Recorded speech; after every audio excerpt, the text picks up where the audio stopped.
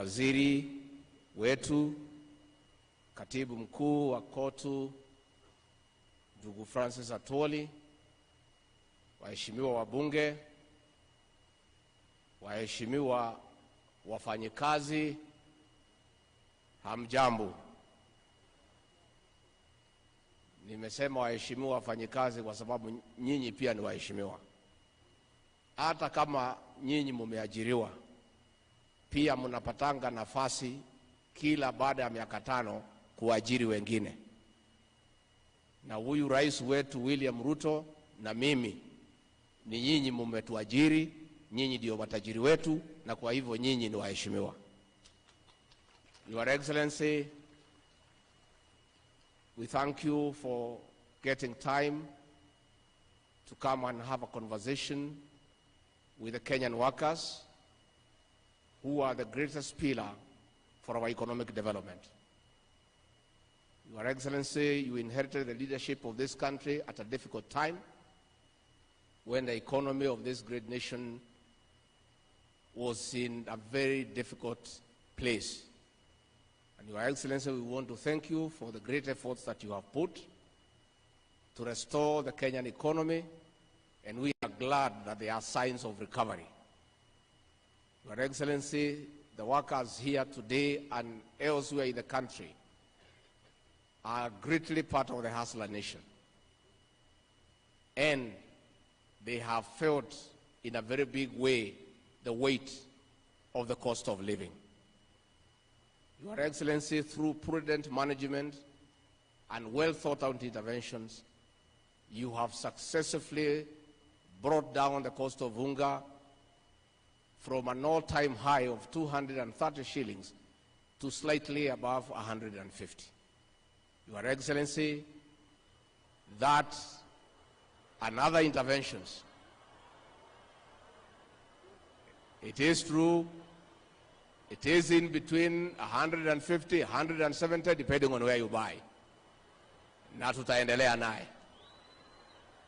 Your Excellency, as we proceed, we want to urge you to continue putting into place pragmatic interventions, and we thank God for the rains, and through the interventions you have made of subsidizing the cost of production, through availing fertilizer at reasonable prices.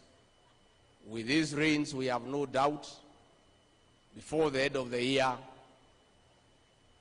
the prices of food commodities will go down. Finally, Your Excellency, all these things are not possible if there is no political stability.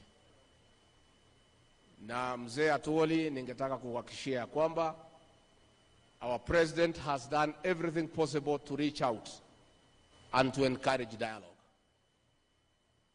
When the AZIMIO group reached out to our president and said they want to be given an opportunity to leave the streets and get engaged in bipartisan discussions, the president readily agreed because he was very magnanimous and he provided leadership with this country. Those of us who work closely with him, some of us who have a different idea, but the president persuaded us that it is useful to give dialogue a chance. The AZIMIO people have been given a chance, but they have instead decided to go back to the streets.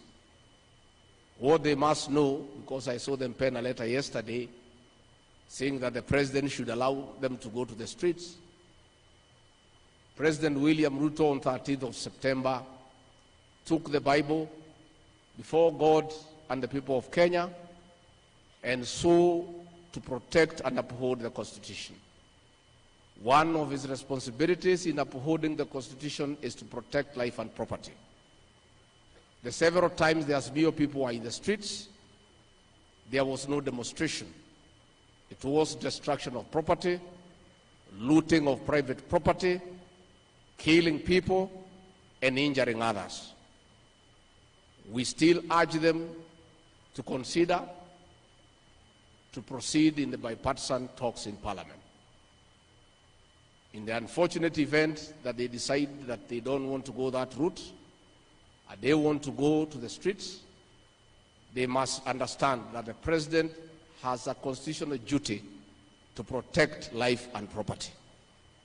And asking the president to look the other way as people destroy people's property is asking him to violate the constitution, which he cannot agree. Na ndivyo tunauliza hawa kesho waende wafanye vile wanataka, lakini tungeuliza huyu mzee kwa heshima awache kusumbua hawa mahasala ya Eastlands na Southlands. Hawa mahasala hawajui pahali sava iko. Kwa hivyo hakuna haja kwenda kuhangaisha hao na kuharibu mali yao na kuwazuia kwenda kazini. Kama wako na shida na William Ruto president wetu, si wanajua pahali yako pale State House, waelekee hapo, watafute grupu ingine ielekee kwangu, grupu ingine ielekee kwa Aden Duale pale DOD, si ingine naweza elekea kwa Kidiki pale Harambee House. Iko haja gani ya kusumbua na nchi mahasla? Wanatafuta riziki yao, wanatafuta unga, wanatafuta vile watasomesha watoto wao. And Bwana Francis Atwoli, those people are not sincere, because if they were sincere, they would have demonstrated then when unga was at 230, and they didn't. That is when they would have done it. So they are not sincere.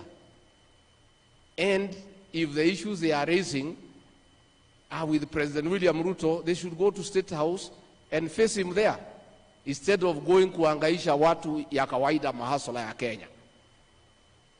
And finally, Bwana Atwoli, I want to congratulate you for your leadership and pragmatism.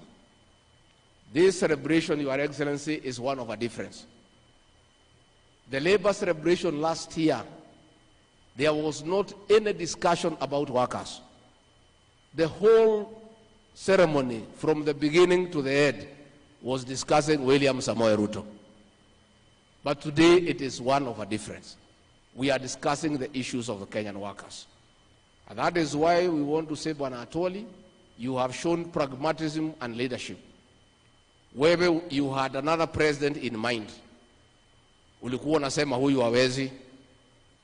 Hata ulikuwa umesema akishindwa atavute miti ya kujinyonga. But siku ameshinda, you have done the right thing. You have shown you are a Democrat, and you have respected the will of the people. And that is the way it should be. So I want to urge you with respect, hawa marafiki yako uwatafute pale kwako Kitengela. Tulikuwa tunakufuatilia mkikaa na hawa, uandalie chakula na ile vitu mlikuwa mnakunywa na hawa na ile muziki ya Lingala. Mkishamaliza uwaambie maneno ya kwamba uchaguzi uliisha na rais wa Kenya ni William Samoei, na hiyo ndio ukweli. They should stop living in denial. Hata wakivaa sufuria kwa kichwa, rais wa Kenya ni William Samoei Ruto. Hata wakisema nini, hata wakimtukana, yeye ndiye rais wa Kenya. Na wewe Bwana mzee Atwoli, kwa sababu wewe umeelewa maneno, wewe ni mzee waite. Wakiburudika pale, wakichapa 1, 2, 3, watasikia maneno. Waeleze ya kwamba uchaguzi uliisha na wewe mwenyewe umetii demokrasia, and you have respected the will of the people, because that is the way it should be. Kwa hivyo rais wetu wa Kenya wanategemea kwako ya kwamba utalinda mali yao, kwa sababu uko na kazi ambaye ni ya kikatiba ya kulinda mali ya Wakenya kutoka kwa muhalifu wowote, akuwe ni nani au ni nani, kwa sababu hiyo ni katiba na ni lazima katiba itekelezwe. Kwa hayo mengi, ningemuuliza kwa heshima sote tusimame, tuchukue nafasi hii, tumkaribishe rais wa Kenya.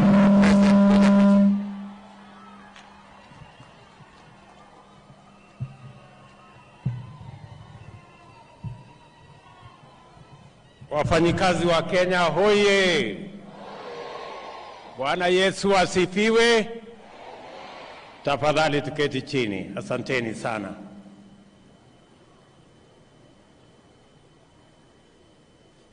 Kwanza mimi nataka nichukue nafasi hii kwa heshima kubwa katika siku hii ya Labor Day tarehe 1 mwezi wa 5 2023 kuwashukuru wafanyikazi wote wa Kenya